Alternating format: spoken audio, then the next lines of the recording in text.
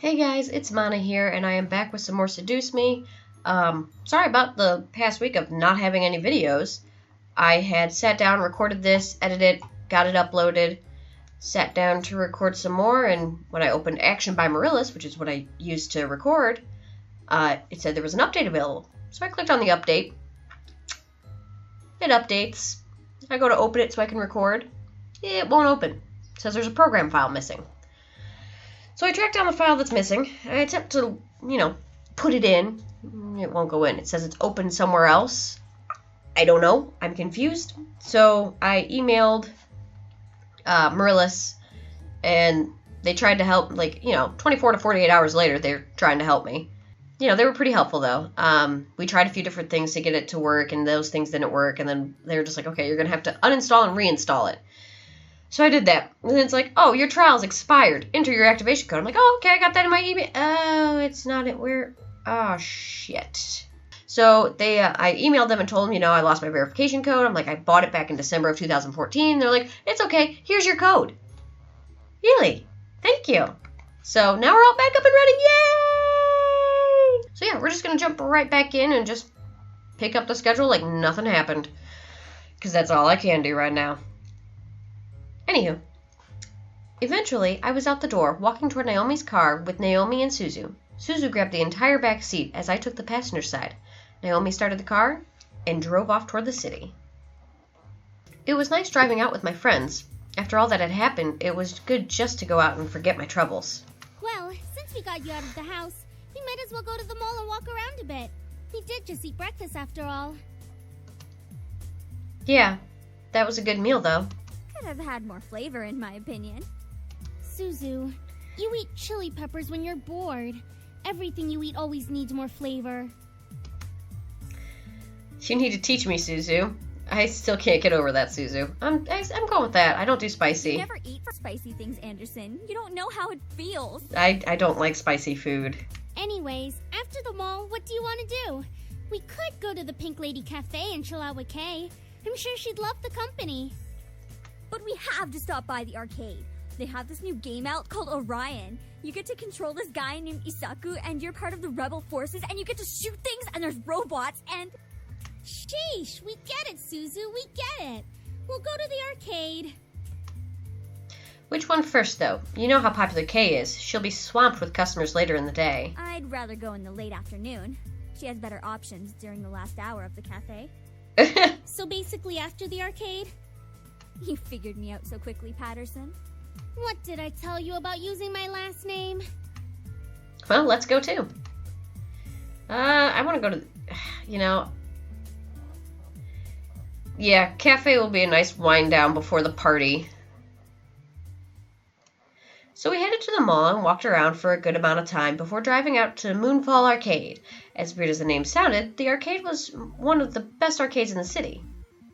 Kids and teenagers lined the games, watching the players at the consoles as they anxiously waited their turn. Oh, there it is! There it is! Suzu grabbed Naomi and me by the hands before dragging us to a section of the arcade where a bunch of kids had gathered in awe and excitement. In the middle of the crowd was a large game with 2 joystick platforms and a screen that flashed the name Orion every other second. In the background of the screen, a holographic playfield glimmered before us, revealing a neo-futuristic battlefield and an enemy robot charging right at the camera. This is the game you were excited about? It looks really cool. That's right!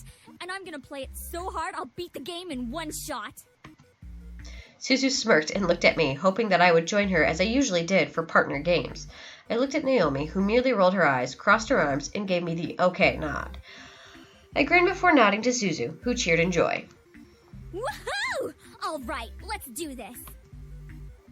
It took us a good half hour before we were able to step up to the platforms. The point of the game was to beat the government and restore freedom to the general public. We played as rebels in a robot, and the game quickly became a smash and bash game versus multiple enemy robots. Okay. Playing with Suzu was always an adventure. We both knew what our strengths and weaknesses were, so it was easy to collaborate with each other. It wasn't long before we got into the swing of the game and were beating enemies like crazy. By the time we got to the boss, we were unstoppable. It was so refreshing to beat the boss and put our 3-letter code names into the high score list. And That is how you game. We are unstoppable, Anderson. Suzu gave me a large smile, which made me smile back. I was happy to be able to hang out and have fun with my friends like this. I felt free from worries or responsibilities. It was something I loved. We eventually lost track of the time and wound up staying longer than we expected, making us unable to stop at the cafe before going home to dress for the housewarming party. Oops, sorry, Kay. So we drove back. Naomi and Suzu picked up clothes and other necessities from their houses before driving back to the mansion. The hour of the house party had arrived. In my mind, I kept double and triple checking if the essentials for the party. Knowing my dad, he invited his business partners and the executives of the Anderson Company to show me off. I stood in front of my mirror in my room, staring at my form as a million thoughts ran through my mind.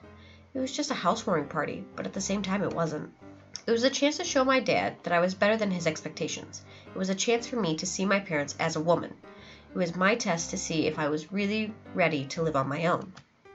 Well, not truly alone. I had the incubi to thank. But even so, I didn't have my dad guiding me or my mom helping me through living alone. A knock on my door broke my thoughts, surprising me. Who is it? Hey, are you okay in there? Your parents should be here soon, so you should hurry getting ready. Well, I'm ready, but... But what? I'm sure you look fine, Anderson. Just come on out. All right. As soon as I opened the door to the hall, I watched as Naomi and Suzu's faces turned from smiles to complete awestruck stares. That is a gorgeous dress, and I would wear it in a heartbeat. What? Dude, you look hot. Thank you! Yeah, you look amazing. Where did you get that dress? I'm going to assume Eric. Oh, damn. I've had it for a while. I just never had the chance to wear it. I figured I might as well bring it out tonight. Anywho, I stepped out of my room and closed my bedroom door behind me. As I walked down the hall to the grand lobby, the incubi stood waiting for me at the bottom, all dressed up to the nines and as proper servants. Whoa, they really know how to dress well, don't they? Yeah. I was slightly taken aback on how great the boys looked in uniform. Each had the poise of a perfect gentleman, even Sam.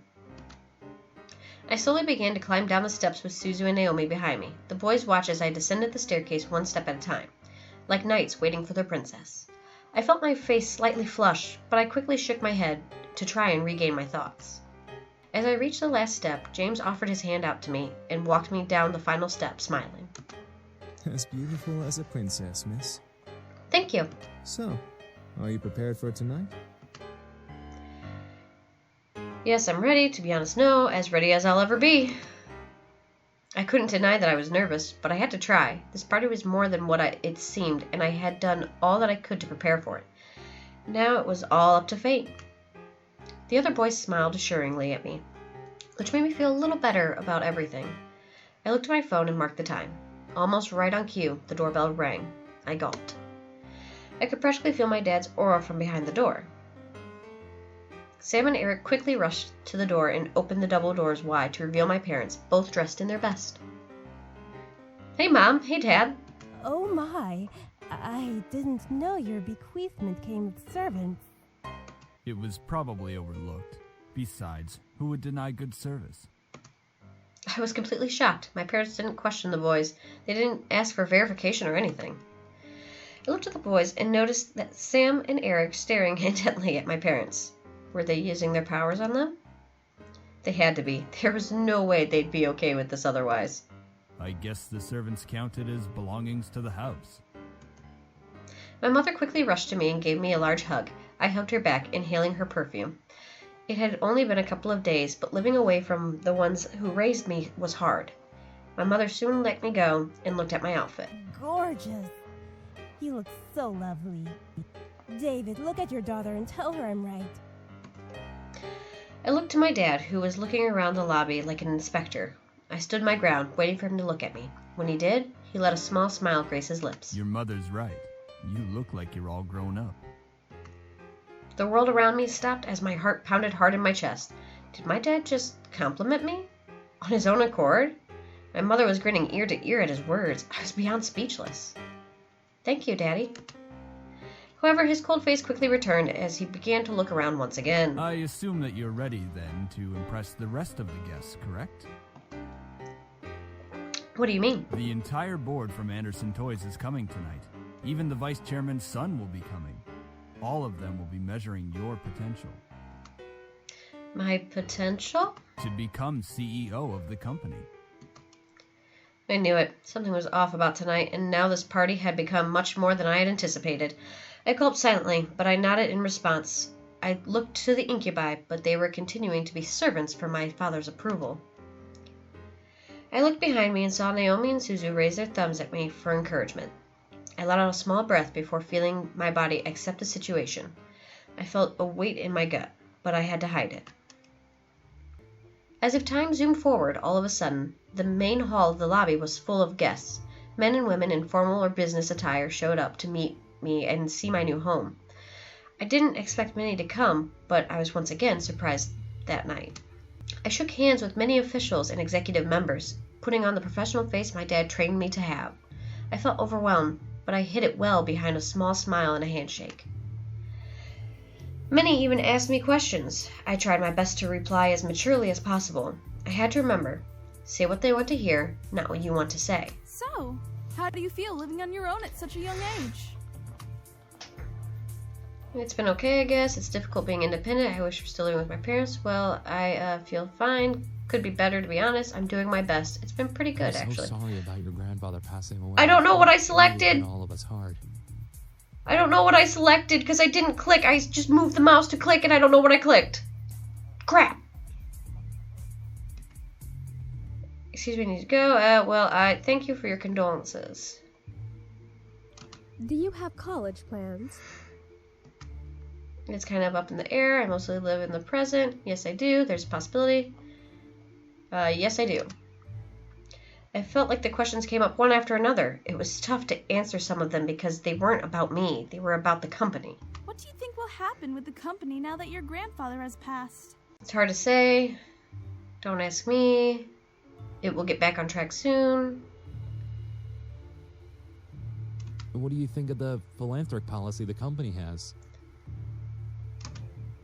I don't really pay attention. I'm thirsty. If it were up to me, I would be more concerned with making profits. It's okay. Probably respects my own values. Do you think the company should expand from just toys? Oh. I don't think that makes any sense. It's a toy company. It's a possibility. I'm gonna leave. No. I'm just gonna go, it's a possibility. Eventually, the questions stopped, and I was back to being myself. Naomi and Suzu were mingling in the crowds, and the incubi were doing their jobs. So I was all alone in a room full of strangers. It was unnerving to think about, but at least I wasn't being questioned left and right anymore. Suddenly, though, my mom pushed her way through the crowd to me, bringing along someone I didn't know. Honey, I'd like to introduce you to someone. This kind gentleman is the son of the vice chairman. With my mother stood a man who looked only a couple years older than me. He smiled and held out his hand to me, silently asking for my hand. Hi, I'm Andrew Lewis. It's a pleasure to meet you, Miss Anderson. Simply nod to him, place your hand in his. As I placed my hand in his, he raised it to his lips and kissed over my knuckles. I felt my face burn slightly at the gesture. Andrew smiled at me before releasing my hand. I'm honored to be invited here. My mother smiled at both of us, which made me slightly concerned. Why was she excited to introduce me to Andrew? So, you organized this party very well, Miss Anderson. Thank you. You're welcome. Praise is very much deserved. Andrew then chuckled nervously, bringing a soft fist to his lips to cover his laugh properly before smiling at me. I'm sorry if I seem a little forward. I've just been excited to meet Harold Anderson's granddaughter. Why? He used to talk about you all the time in the office on how you helped him refine his toys. I only attended meetings and heard all of the stories. You helped a lot with the success of the company without having to actually work there. Oh, wow. I didn't know he talked about me. That would explain everyone's fascination with me and their rather personal questions. I looked to Andrew, who had a kind face to me. Something about him seemed off, and I didn't know what it was. He seemed to be hiding something. Whether it was good or bad, I was not able to find out. I felt someone walk up beside me, causing me to turn to them. Next to me was my dad, giving his cold stare to Andrew, who suddenly became tense. So, you're Jared's son. Andrew's body twitched slightly. Whether it was fear or insult, Andrew locked eyes with my father. I couldn't help but feel the tension between them. It irked me how fragile the air had become. Enough to break the wrong word. You're the one who wants to be the next CEO of the Anderson Company. Well... I stared at Andrew. This guy wanted to take my grandfather's place as CEO. I thought the vice chairman wanted the position. David, leave the poor boy alone. I'm going to call it here, guys, because I'm out of time to record for today. I'm logging off now. I'll see you guys later. And remember to do something nice for a stranger today. You may just save a life. Bye.